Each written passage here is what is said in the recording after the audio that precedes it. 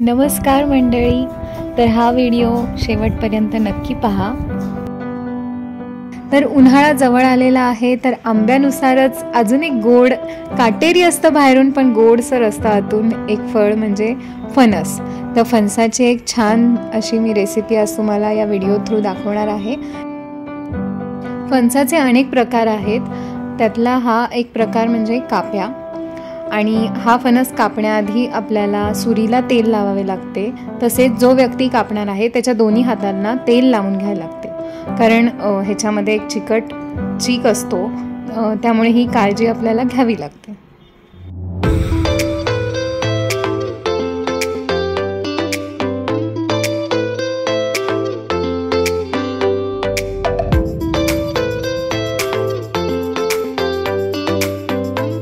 आमच्याकडे एक पद्धत आहे, सीजनल फ्रूट्स किंवा काही पदार्थ आमच्या घरात आले तर आम्ही ते प्रथम देवाला देतो।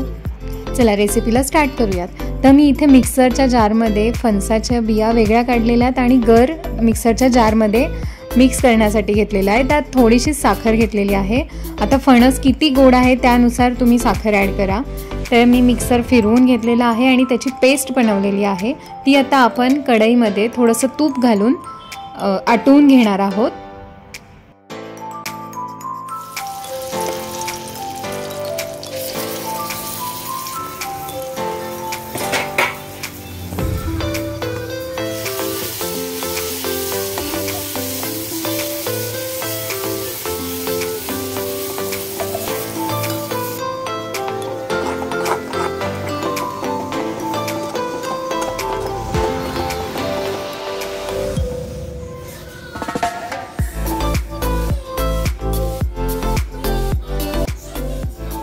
फणसाचं गर शिजत आल्यानंतर ते अगदी घट्ट होत जातं आणि आता आपण एका ताटाला तूप लावून घेऊयात प्रथम, आणि त्यावर नंतर हे फणसाचं जे आपण गर आटवलेलं आहे ते आत घालून घेते मी।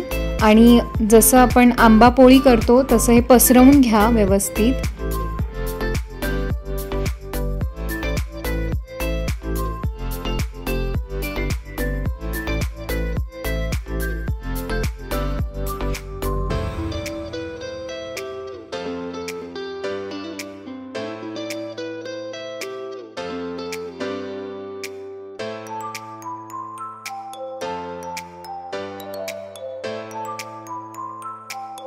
आता गर एक समान पसरवून झाल्यानंतर त्याच्यावर मी थोडे काजू बदाम कापून घेतलेले आहेत, छोटे बारीक तुकडे करून, ते मी गार्निश करतेय।